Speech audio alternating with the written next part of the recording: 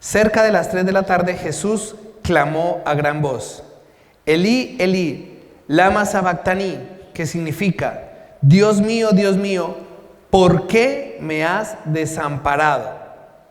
Algunos de los que estaban allí decían al oírlo: a Elías llama a este. Al instante uno de ellos se dio prisa en tomar una esponja, la empapó de vinagre y sirviéndose de una caña se la acercó a Jesús para que bebiera. Pero los otros decían: deja, veamos si viene Elías a librarlo. Entonces el velo del templo se rasgó en dos, de arriba a abajo. La tierra tembló, las rocas se partieron, los sepulcros se abrieron y muchos cuerpos de creyentes que ya habían muerto se levantaron. Después que él resucitó, salieron de los sepulcros, entraron en la santa ciudad y se aparecieron a muchos. El centurión y los que estaban con él custodiando a Jesús, al ver el terremoto y las cosas que habían sucedido, dijeron llenos de miedo: verdaderamente este era Hijo de Dios. ¿Cuántos creen que pueden o podrían ser resucitados versus los que creen que van a ser resucitados? Vamos a hacer una encuesta aquí. ¿Cuántos creen que pueden o podrían ser resucitados? Levanta tu mano. ¿Ok? ¿Y cuántos creen que van a ser resucitados? Ok, interesante. ¿Cómo está la fe? Un poco ambivalente me parece.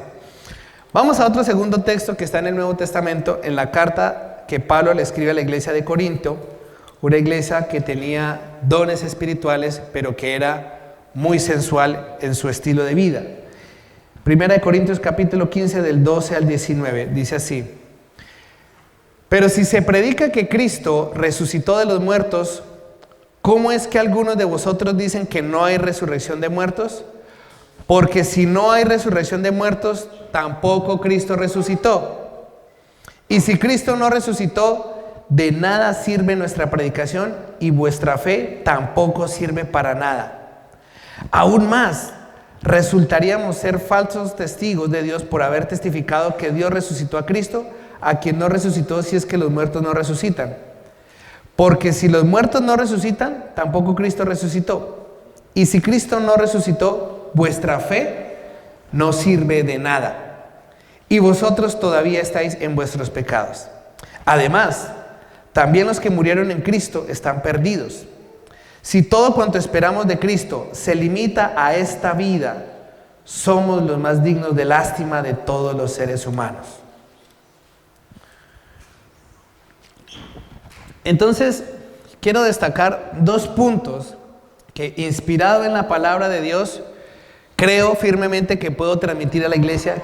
¿Qué produce en mí el hecho de la resurrección de Cristo en mi vida?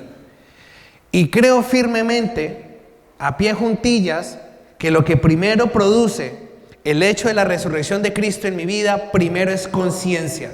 Di conmigo: conciencia. ¿Conciencia de qué? Conciencia de que algún día yo voy a morir y desconozco ese día. Así como tú desconocías el día en que ibas a nacer, asimismo desconoces el día en que vas a morir. Tal vez tomo conciencia de que me pueda hacer preguntas. ¿Cómo voy a morir? No lo sabemos tampoco, pero Dios sí lo sabe. Él ya lo sabe. Siguiente pregunta: ¿qué pasará cuando me muera? ¿Qué va a pasar?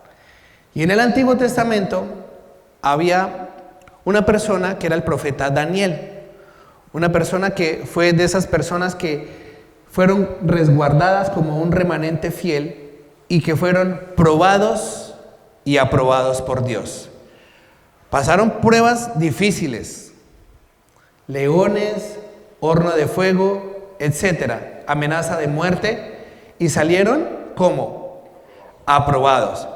Y el profeta Daniel en el capítulo 12, versículo 2, ya nos señala lo que va a ocurrir en el fin de los tiempos. Daniel capítulo 12, versículo 2 dice: se levantarán muchos de los que están muertos y enterrados, algunos para vida eterna y otros para vergüenza y deshonra eterna. ¿Cuántos de los que estamos aquí alguna vez hemos pasado un momento vergonzoso? Ni te imaginas lo que es eso por la eternidad, ser avergonzado por la eternidad. Ni te lo puedes imaginar. Pero es importante que nosotros reflexionemos, porque la palabra de Dios nos abre el entendimiento para que yo no solamente me quede mirando para el techo, reflexionando, masticando como una vaca, rumiando, sino que tome una decisión por el amor de Dios. Amén. Ahora, ¿cuál será mi destino eterno si muero? ¿Cuál será? En Apocalipsis capítulo 21, versículo 1 al 5, hay respuesta para todos aquellos que primero se arrepintieron de sus pecados y pusieron su fe y confianza en Jesucristo. Apocalipsis 21, 1 al 5 dice: entonces vi un cielo nuevo y una tierra nueva, porque el primer cielo y la primera tierra habían desaparecido, y también el mar. Y tú preocupado y afanado todavía por conseguir dónde vivir, cuando todo esto se va a acabar. Nuestra morada es una morada eterna. Amén. Allá debe estar mi enfoque. Y vi la ciudad santa, la nueva Jerusalén, que descendía del cielo desde la presencia de Dios como una novia hermosamente vestida para su esposo. Oí una fuerte voz que salía del trono y decía: miren, el hogar de Dios ahora está entre su pueblo. ¡Wow! El hogar de Dios ahora está entre su pueblo. Y esto es precioso, porque cuando nosotros caminamos bajo la revelación de la palabra, podemos percibir lo que la palabra de Dios dice, lo podemos creer y lo podemos casi palpar. Dios habita en medio de la alabanza de su pueblo. Por eso los ministros de alabanza muchas veces, cuando ministran desde aquí, se les despierta ese celo santo por procurar que el pueblo de Dios despierte a la vida espiritual y practique por lo menos la alabanza en la casa de Dios, donde es el lugar donde debería haber más júbilo, donde debería haber más agradecimiento, donde debería haber más gratitud. Pero parece que domingo tras domingo toca coger y inflarlos un poquito, a ver si nos despertamos a la vida del Espíritu. Porque como es más cómodo vivir religión, entonces yo mejor me siento a escuchar un mensaje, pero mi vida no le produjo nada al reino de Dios. Es interesante, porque Dios va a habitar como su hogar entre su pueblo. Y Él sabe quiénes son su pueblo. Él sí sabe quiénes son su pueblo. Amén. Entonces, para que nosotros vayamos tomando decisiones y vayamos tomando reflexiones con un futuro certero. Dice así: Él vivirá con ellos y ellos serán su pueblo. Dios mismo estará con ellos. Dios mismo ya vino a la tierra en la forma encarnada de Jesucristo de Nazaret. En el Antiguo Testamento hay algo que se llaman teofanías. ¿Qué es una teofanía? Una aparición de Dios. Y seguramente lo que se cree que cuando la Biblia menciona el ángel de Jehová, se refiere a la aparición eventual del Cristo preencarnado. Era seguramente el que acompañó a Daniel cuando estaba en el horno y el que se hizo presente con Gedeón y en otras oportunidades en el Antiguo Testamento. Eso es lo que los teólogos mencionan como una teofanía. El ángel de Jehová muy posiblemente se refería a esa aparición preencarnada de Cristo Jesús. ¿Vamos bien hasta ahí? Sigamos. Mira lo que va a pasar cuando Dios esté. ¿Tú has sufrido en tu vida o solamente la estás pasando bien? Hay esperanza para el que ha sufrido en su vida. Él vivirá con ellos y ellos serán su pueblo. Dios mismo estará con ellos. Él les secará toda lágrima de los ojos. Y no habrá más muerte, ni tristeza, ni llanto, ni dolor. No se alegran ni por esas, porque yo les traigo buenas noticias. ¿Tomaron café esta mañana? No tomaron café, se les nota. No habrá más muerte, ni tristeza, ni llanto, ni dolor. Todas esas cosas ya no existirán más. Todas esas cosas ya no existirán más. Y el que estaba sentado en el trono dijo: miren, hago nuevas todas las cosas. Entonces me dijo: escribe esto, porque lo que te digo es verdadero y digno de confianza. Lo que te digo es verdadero y digno de confianza. Este libro no lo escribí yo. Este libro lo inspiró Dios mismo, y a través del ser humano transmitió su mensaje en diferentes estilos, en diferentes lenguas, en diferentes épocas. Ha sido el libro más atacado, pero hasta el día de hoy no ha habido un libro más exitoso a nivel mundial que la palabra de Dios. Es el único que ofrece esperanza verdadera y certera, y ha producido más transformaciones genuinas de gente que antes no tenía ningún tipo de esperanza, gente pecadora como tú y como yo, pero que ahora tenemos una segunda oportunidad divina para poder alistarnos para esa eternidad donde todo eso que está ahí nos va a ocurrir. Y eso es motivo de gozo. Amén. Eso es nuestra alegría. Muy bien. Ahora, ¿qué suele pasar cuando hay creyentes que flaquean, verdad? ¿Sí o no? Pues yo he sido uno de esos. Yo he sido un creyente de doble ánimo, un creyente lleno de autoconmiseración. Ay, pobrecito de mí, miren lo que estoy pasando, y encima estoy sirviendo. No, es que si supieran. Gracias a Dios, espero ser libre de todas esas tonterías que no edifican el cuerpo de Cristo. Amén. ¿O a ti te gustaría que yo empezara a compartir la palabra de Dios así? No, es que si supieran lo que me está pasando, es que miren, me voy y otra vez estoy así. ¿Qué esperanza les estoy transmitiendo? Ninguna. Les estoy transmitiendo mi queja almática, pero no les estoy inyectando fe. Amén. Y lo que el pueblo necesita es la fe en acción. Gente que se posicionó en la verdad de Dios y por eso camina conforme a la voluntad de Dios día tras día. Y no se pierde, ni se distrae, ni se deja llevar por pequeñeces ni por tonterías, sino que está enfocado en que Dios va a cumplir su propósito en mi vida. Punto. Amén. Ahora, ¿por qué hacía esta pregunta de que si hemos estado de pronto algún día flaqueando? Porque cuando flaqueamos, cuando tropezamos, Satanás aprovecha para hacernos dudar de nuestra salvación, para ponernos un peso de culpa, para ponernos un velo y para hacernos sentirnos como la peor escoria sobre la tierra. ¿Te sientes identificado? Bueno, bienvenido al club, pero no es un club social. Este es un club donde Dios quiere restaurar a todos aquellos que hemos fallado a Dios, pero que gracias a esa segunda oportunidad nos reencaminamos otra vez. Amén. Y una de esas preguntas es: ¿estoy seguro de mi salvación? Pregúntale a la persona que tienes al lado: ¿tú estás seguro de tu salvación? ¿Estás seguro de tu salvación? Bueno, más vale. ¿Sí estás seguro de tu salvación? Sí, sí. ¿No sabe, no responde? Por allá. ¿Están seguros de la salvación?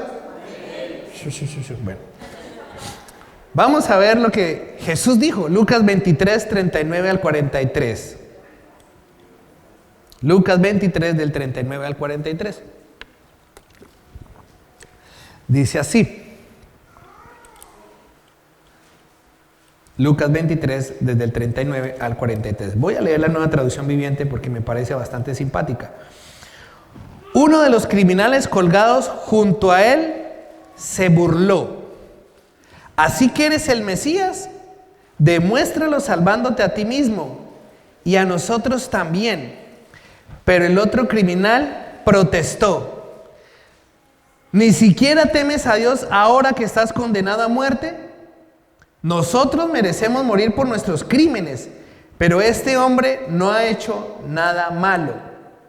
Luego dijo Jesús: acuérdate de mí cuando vengas en tu reino.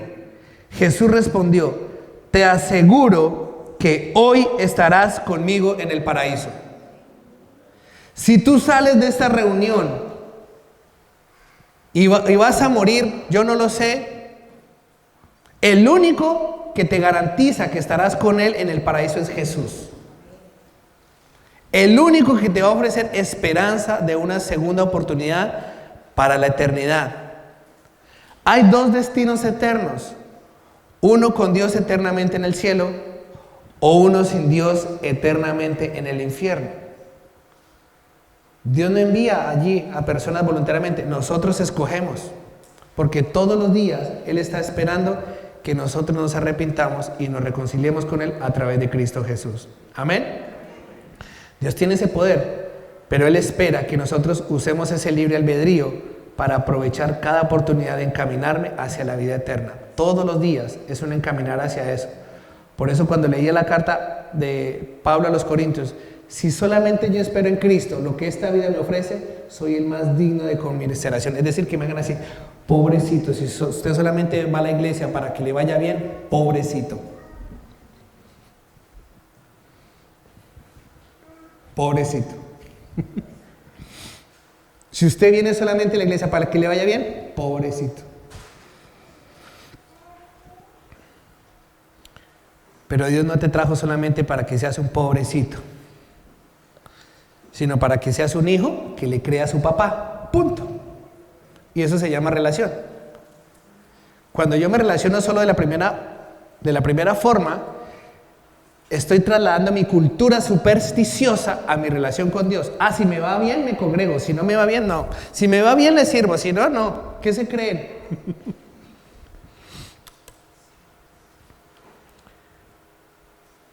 También tomo conciencia de que voy a morir porque he pecado. Y la Biblia me habla claramente de eso. Romanos 6:23 dice, pues la paga que deja el pecado es la muerte, pero el regalo que Dios da es la vida eterna por medio de Cristo Jesús nuestro Señor. Todos los que estamos aquí algún día vamos a morir. Todos los que estamos aquí algún día vamos a resucitar. Pero ¿para dónde? Es lo que tú tienes que asegurarte por medio de tu fe. Con la fe se confiesa para salvación, pero con el corazón se cree para justicia. Es decir, vas a ser justificado si le creíste a Dios. Amén. Ahora, también tomo conciencia de 4 interrogantes que cualquier ser humano sensato se puede hacer. ¿Cuál es mi origen? ¿Cómo sé para saber lo que está bien de lo que está mal? ¿Para qué estoy aquí en la tierra? ¿Y cuál será mi destino eterno? Esas 4 cosas están, gracias a Dios, respondidas en la Biblia. Y es lo que yo quiero compartirte contigo también esta mañana. Si yo tomo conciencia de dónde está mi origen, tengo aún mucho más razones para adorarle, para servirle, para agradecerle, para vivir una vida conforme a lo que Él espera de mí y le quiere agradar. San Juan 1, del 12 al 13 dice, pero a todos los que creyeron en Él y lo recibieron, les dio el derecho de llegar a ser hijos de Dios. Ellos nacen de nuevo, no mediante un nacimiento físico como resultado de la pasión o de la iniciativa humana, sino por medio de un nacimiento que proviene de Dios. Mi origen está en Dios. Dilo conmigo. Mi origen está en Dios. A eso se le llama identidad. Mi origen me identifica con aquel que me da una nueva identidad, un nuevo nacimiento. Amén. Yo ahora tengo una nueva identidad en Cristo y es que soy hecho hijo de Dios. Ahora, 2 Corintios capítulo 17 al 20 dice así: de modo que el que está en Cristo es nueva criatura. Las cosas viejas pasaron y ahora todo es hecho nuevo. Y todo esto proviene de Dios, quien nos reconcilió consigo mismo por medio de Cristo y nos dio el ministerio de la reconciliación. Porque ciertamente Dios estaba en Cristo reconciliando consigo al mundo, sin tomarles en cuenta sus pecados. Y a nosotros nos encargó la palabra de la reconciliación. Así que somos embajadores en nombre de Cristo y como si Dios rogara por medio de nosotros, os rogamos en nombre de Cristo, reconciliados con Dios. Y a veces esta palabra es como que si tocara empezar por la iglesia. Deja de pelear contra Dios, humíllate y vuélvete a Dios de verdad. Amén. Sonríe y dile a la persona que tienes a la... Oye, es contigo. Dile, oye, Dios te está hablando, no te hagas el loco o la loca. Amén. Pelear contra Dios no es sensato, ni sabio, ni nadie le ha ganado. Para que quede claro. Y nadie nunca lo va a hacer. Y si esa es tu intención, pobrecito. Moralidad. ¿Sabes lo que está bien o lo que está mal? Si buscamos la palabra moralidad, dice, conforme a las normas que una persona tiene del bien y del mal. Romanos 3:23 dice, pues todos hemos pecado. Nadie puede alcanzar la meta gloriosa establecida por Dios. Amén. Di conmigo, todos hemos pecado. Si pueden calmar a Dylan afuera un momentito, por favor, que nos interrumpe. Gracias.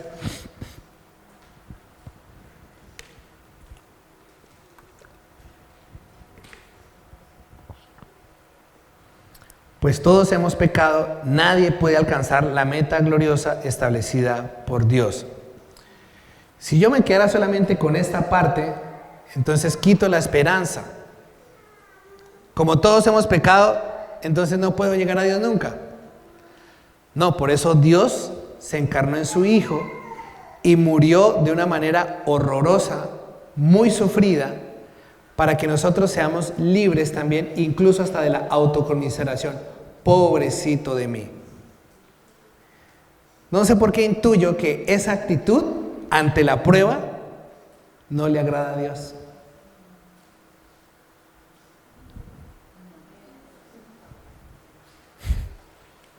El silencio a veces habla más fuerte. El pobrecito de mí no le agrada a Dios, aunque le esté sirviendo a Dios.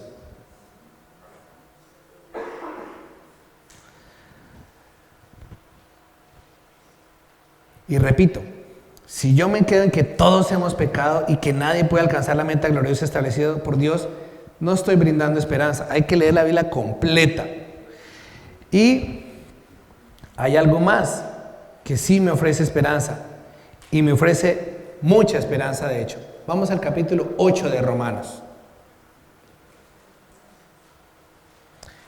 En el capítulo 8 de Romanos está la esperanza para todos aquellos cristianos que, aún como Pablo, la segunda persona más importante después de Jesucristo, según un historiador británico, la segunda persona después de Jesucristo, él decía, lo que quiero hacer, no lo hago.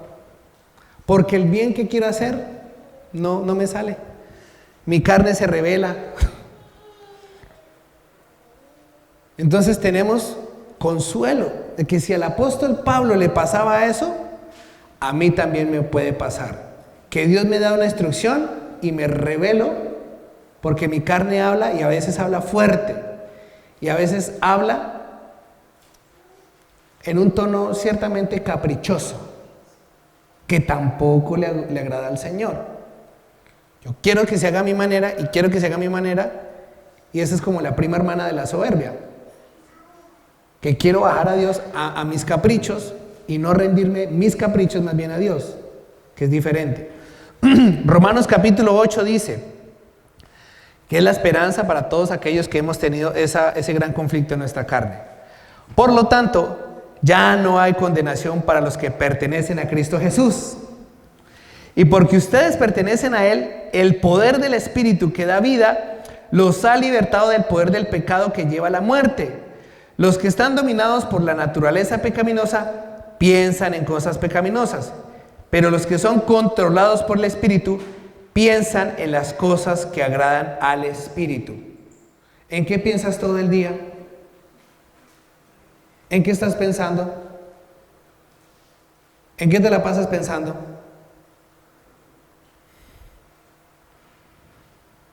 Interesante. Por lo tanto, permitir que la naturaleza pecaminosa les controle la mente lleva a la muerte, pero permitir que el espíritu les controle la mente lleva a la vida y a la paz. Por eso insistimos tanto.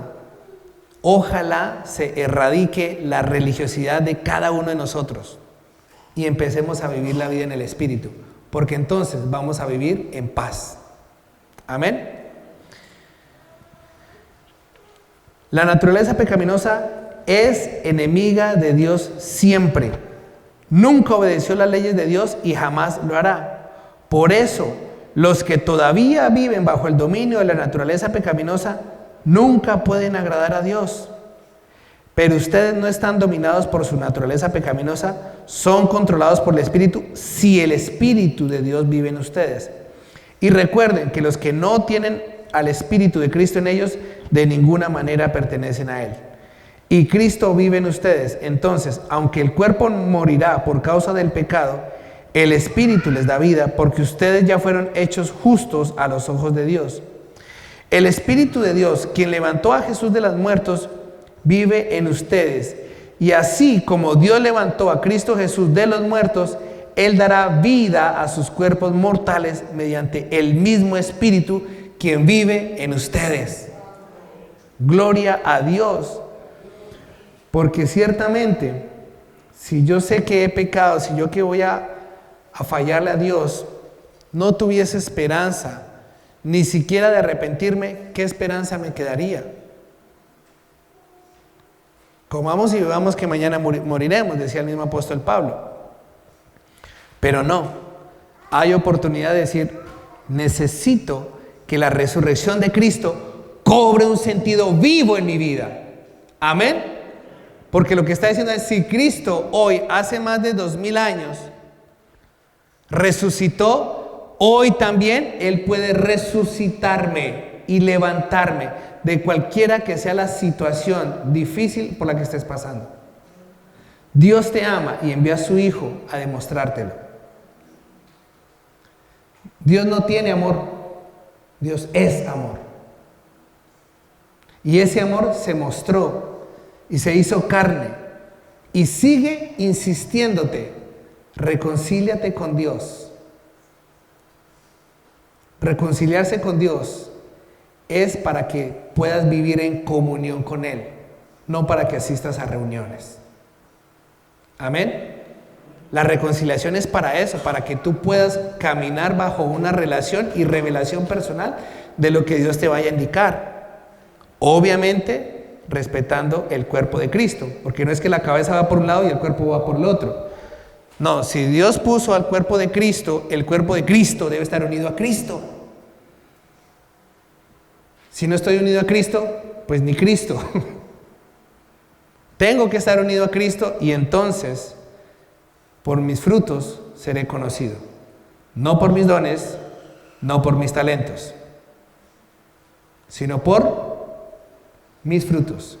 Amén. ¿Qué frutos será de los que hablaba Jesús? ¿Qué creen? ¿Qué cree el pueblo de Dios aquí en Aranda? ¿Cuáles frutos son? La vid, el mango, la pera. ¿A qué frutos se refiere? El fruto del Espíritu. Y en la prueba es donde se pone a prueba también el fruto. Dilo conmigo, en la prueba también es donde Dios pone a prueba su fruto en mí. Gracias a Dios por las pruebas. Porque todas las cosas obran para bien a los que amamos al Señor. Y yo he tenido crisis de fe. El solo hecho de estar en este lugar, pasé por una crisis de fe. Porque el Señor nos dijo concedido. Y a las 2 semanas estaba alquilado para otras personas y entré en mi crisis de fe. Pero ¿será que escuché bien? Crisis de fe. Dudé. Y hoy en día estamos aquí. Dios me sacó de mi crisis de fe. Me sacó aprobado. Él mismo me tuvo paciencia. Él mismo me ayudó. Y así como cuando Pedro se estaba ordeando, inmediatamente me sacó. Dios es bueno y como buen papá no te va a soltar. El que se suelta eres tú. Amén. Ahora, aparte de que la Biblia me da respuesta acerca de mi origen está en Dios. Aparte de que la Biblia me enseña lo que está bien y lo que está mal, también me enseña que hay un propósito para mi vida en Él. Efesios capítulo 2 versículo 10 dice: nosotros somos hechura suya, creados en Cristo Jesús para realizar buenas obras, las que Dios preparó de antemano para que vivamos de acuerdo con ellas. Amén. Para que vivamos de acuerdo con ellas. Si yo hago esta siguiente pregunta, por ejemplo, ¿cuántos están de acuerdo de que es necesario hacer algo por la niñez en Guatemala que está sufriendo violencia y abuso sexual infantil? ¿Cuántos estamos de acuerdo en que hay que hacer algo? Pero ¿sabes qué? Con levantar la mano no es suficiente. Por eso hay desafíos prácticos. Por eso necesitamos un coche para movilizarnos. No es para que se mueva una persona, porque a veces se necesita trasladar equipos que vayan a diferentes lugares. Amén. Entonces yo tengo que estar de acuerdo con las obras que Dios me pone delante, porque si no estoy siendo un gran hipócrita. Sí, hay que ayudar a las niñas que ofrenden otros. Y Dios lo puede hacer. Dios puede enviar a un impío que les ofrenda el coche. ¿Y la bendición para quién va? Para el que obedeció. Teniendo el pueblo de Dios la oportunidad, Dios no tiene ningún problema en decirle a alguien del banco: le regalo el coche nuevo. De Jehová es la tierra y su plenitud, el mundo y los que en él confían. Y los que en él habitan, perdón, esa es la nueva versión. Y los que en él habitan. En el Congreso de Misiones el año pasado, el pastor Usmani contaba ese testimonio. Estuvo en Guinea Ecuatorial o en Guinea-Bissau, en África. Y había necesidad de levantar un hospital porque los niños estaban muriendo de cosas prevenibles. Y él no dijo: estoy de acuerdo con que hay que levantar un hospital. Él dijo: vamos a levantar un hospital. Y como cuando Dios pone algo en el corazón de alguien, lo primero que se levanta es oposición mediante la duda. Pero no tenemos dinero. Y la respuesta de él me sigue fascinando hasta el día de hoy. Pero Dios tiene. Él sabe quién es su papá. Entonces, para que tú sepas, querida amada iglesia, nosotros no te estamos mendigando a ti un coche. Amén. No te estamos mendigando a ningún coche. Pero si tú quieres seguir viviendo como un mendigo, sigue viviendo con esa mentalidad y con esa actitud. Porque eso es lo que vas a cosechar. Mendigos de fe, mendigos de amor, mendigos de posición, mendigos de todo. Cuando Dios pone obras delante mío para que yo sencillamente las camine. Así de sencillo. Pero parece que lo más fácil es hacerme loco. O endurecerme de corazón, como si con eso yo sacara algo. ¿Qué fruto espiritual hay en eso? Nada.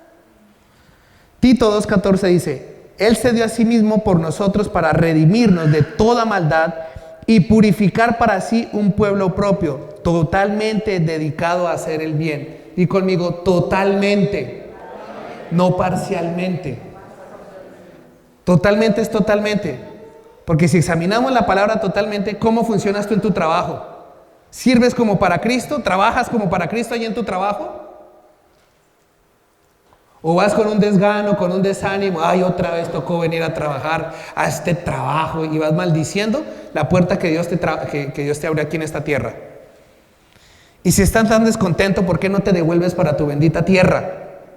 Si es que tanto la amas y si estás tan orgulloso de ella. Pero Dios te trajo aquí a esta tierra con propósito de Él, no con caprichos tuyos. Amén. Para que quede claro, la palabra de Dios es tan clara que lo dice. Él nos puso como obra suya para que caminemos en esas buenas obras. Él ya las había preparado y nos da la oportunidad. Y yo no puedo ser tan ciego de que me abre la puerta y yo por ahí no. Yo mejor lo hago a mi manera porque creo que es mejor. Eso se llama, soberbia. Y Dios resiste a los soberbios.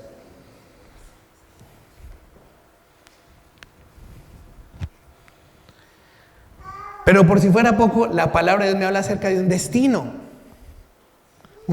eterno. Y ese destino también tiene que ver con cómo yo vivo la fe, una fe fingida o una fe viva. Porque la fe se puede fingir. Alabado sea el Señor, bendito sea el Señor, voy a todos los cultos, etc. ¿Dónde está el fruto? ¿Dónde está el fruto? ¿Dónde está el fruto? Por eso es por lo que el Señor viene a pedirnos cuentas. ¿Dónde está el crecimiento? El destino me habla de algo que Jesús también advirtió acerca de cómo yo estoy aprovechando esta ventana de gracia, de vida aquí en la tierra. Mateo 25, del 22 al 30 y luego del 44 al 46. Se acercó también el que había recibido 2 talentos y dijo: Señor, 2 talentos me entregaste, aquí tienes, he ganado otros 2. Su señor le contestó: bien, buen siervo y fiel, sobre poco has sido fiel, sobre mucho te pondré. Entra en el gozo de tu señor. Se acercó el que había recibido 1 talento y dijo: Señor, sabía que eres hombre severo, que ciegas donde no sembraste y recoges donde no esparciste. Por ello tuve miedo y fui y escondí tu talento en la tierra. Aquí tienes lo que es tuyo, le respondió su señor, siervo malo y negligente. Sabías que ciego donde no sembré y que recojo donde no esparcí. Por tanto, debías haber dado mi dinero a los banqueros y al venir yo hubiera recibido lo que es mío con los intereses. Quitadle pues el talento y dádselo al que tiene 10, porque al que tiene se le dará y tendrá más. Y al que no tiene, aún lo que tiene le será quitado. Y al siervo inútil, echadlo en las tinieblas de afuera. Allí será el lloro y el rechinar de dientes.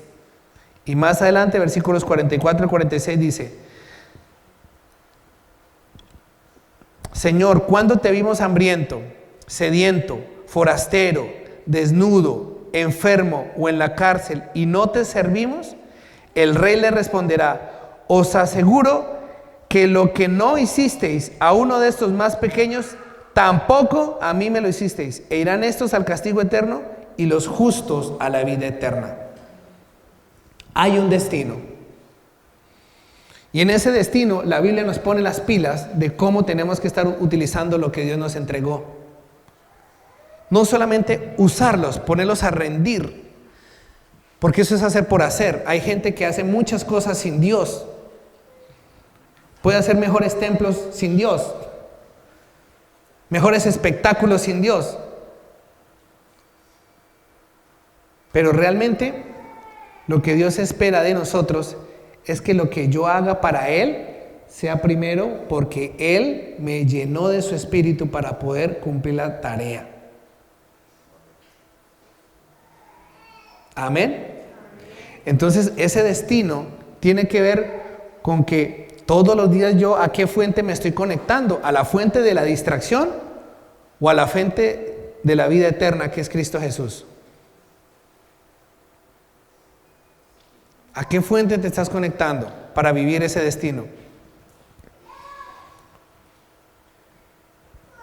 Si la resurrección de Cristo en mi vida despierta por lo menos mi conciencia, lo mejor que puede ocurrir después de eso es que haya sensibilidad.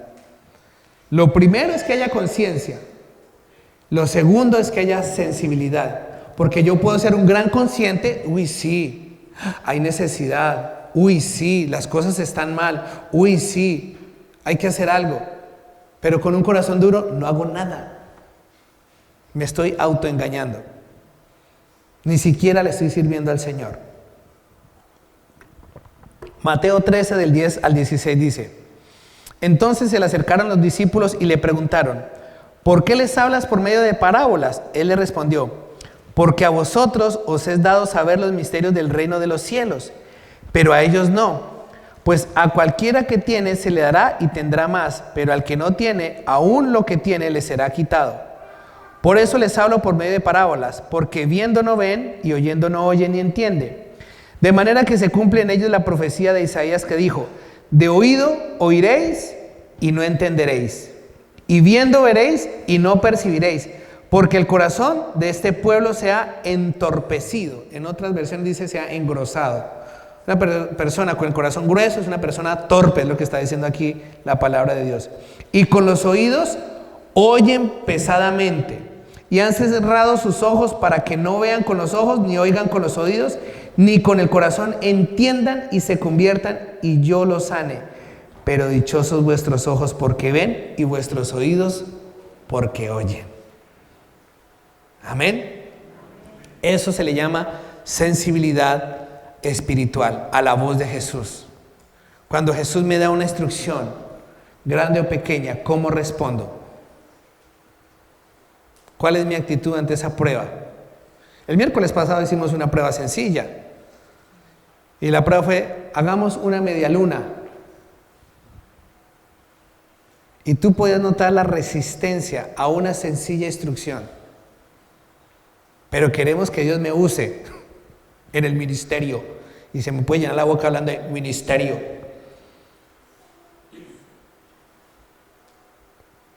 Pero yo, ¿cómo respondo a una sencilla instrucción? Habla de mi poca sensibilidad a estar en sintonía y de acuerdo con lo que Dios quiere establecer. Amén. Si yo cojo una semillita de uva y la tiro aquí en este suelo, ¿ustedes qué creen que va a pasar? Nada. Lo mismo pasa cuando yo voluntariamente me hago el loco y creo que la palabra es para el vecino.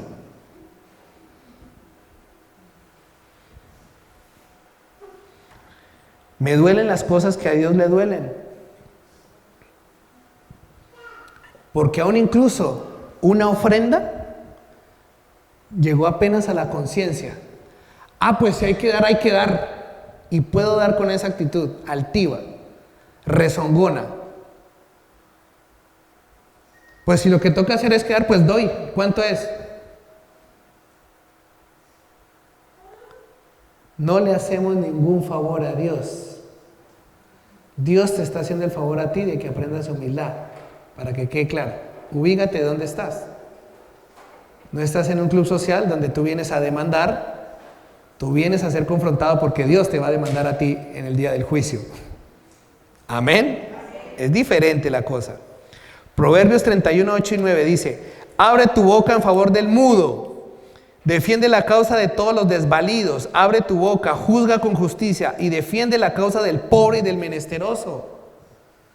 ¿No será que eso es lo que estará ocurriendo en Guatemala? Y que Dios nos ha enviado allá a todos, porque podemos ir en el espíritu, pero también podemos ir a caminar esa tierra. Amén. Y esto es lo que hay que ir a hacer: ir a hablar en favor del mudo. ¿Cómo reacciono también ante la necesidad de otros?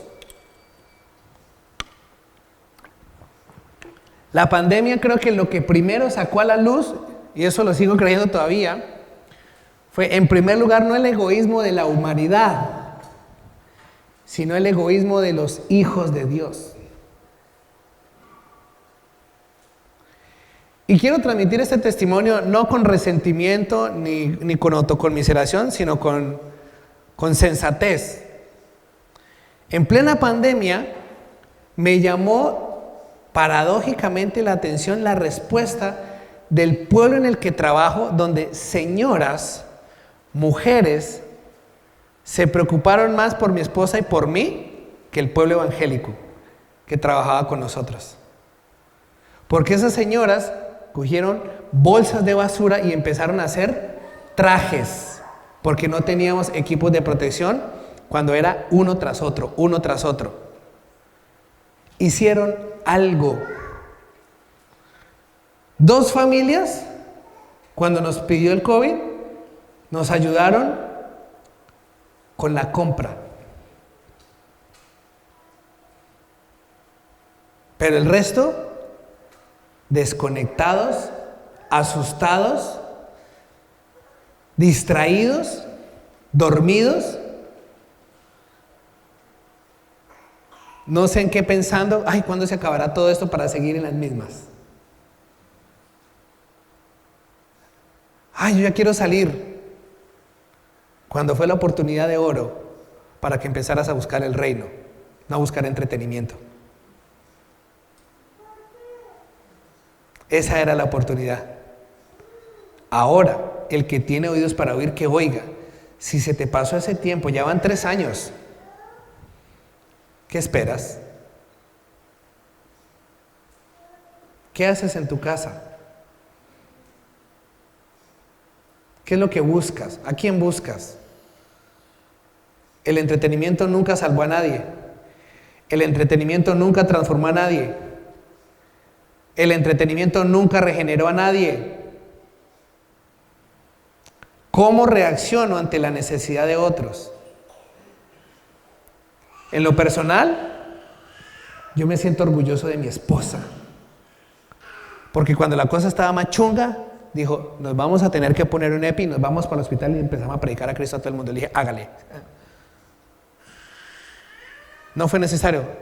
Dios nos impulsó a salir en las redes sociales. Lo que no queríamos hacer, por las buenas, tocó por las malas. Porque hasta nosotros nos estábamos resistiendo. Para vergüenza nuestra lo digo. Pues el mayor egoísta es el Hijo de Dios que no comparte la esperanza de una vida eterna al que se está muriendo. Yo el primero. Yo fui confrontado fuertemente con eso. Cuando me di cuenta de quién era yo verdaderamente, dije, no puedo seguir viviendo como un hipócrita. Tengo que salir a las redes sociales y dar testimonio de que Cristo ofrece vida eterna, porque se están muriendo muchos. Dentro de eso, mi abuelo y otra persona más de mi familia.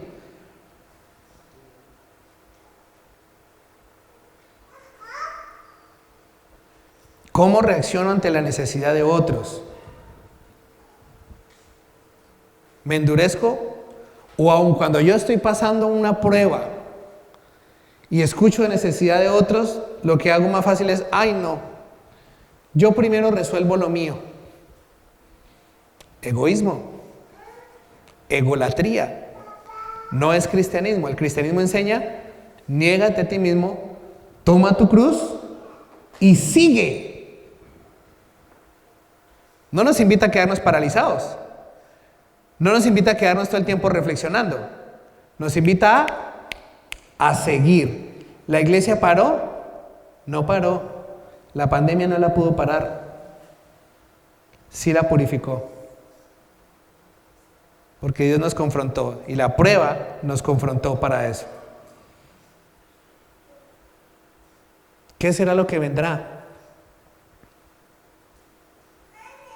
¿Qué será lo que vendrá? Pues más pruebas para saber si nosotros le creemos o no a Dios. ¿Y qué actitud vamos a tomar ante la prueba? ¿De cobardía, de pusilánimes que se acomodan o se duermen? ¿O sencillamente nos posicionamos, hey, aquí hay que despabilar, hay que despertar y hay que proclamar a Cristo? Porque la gente se está muriendo. ¿Cómo reacciono ante la necesidad de otros? ¿Qué decisión podrías tomar si Dios te concediera la oportunidad de reconciliarte con Él y empezar de nuevo una relación íntima con Él, pero de su mano? ¿Qué decisión tomarías hoy? Si Dios me diera esa oportunidad, yo la tomo, no la dejo pasar.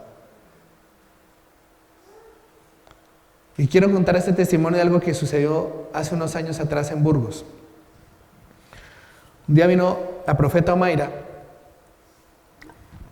ella es paisana nuestra, y estaba compartiendo un mensaje, y de repente sintió que tenía que compartir de otra cosa, y la molestaba a orar fuertemente por una mujer joven. Y frecuentemente la veíamos que ella se iba y cambió el mensaje y se dirigió a esta joven y dice, esta joven, la profeta se fue, esta joven murió a los 2 días. Se cayó desde un 8º piso. Era urgente que se pusiera a cuentas con Dios. Era urgente que se pusiera a cuentas con Dios. Y es un testimonio que nos sigue impactando, porque nosotros a veces podemos tener nuestros planes, pero si Dios tiene otros planes, ¿qué vamos a hacer? ¿Cuál va a ser mi actitud ante la resurrección de Cristo de ahora en adelante? ¿Cristo vive o está muerto? ¿Se va a notar en tu vida o no? ¿Estás animado o estás desanimado? Pues si el Espíritu de Cristo vive en ti, levántate y vamos a orar y darle gracias a ese Cristo que resucitó. Amén.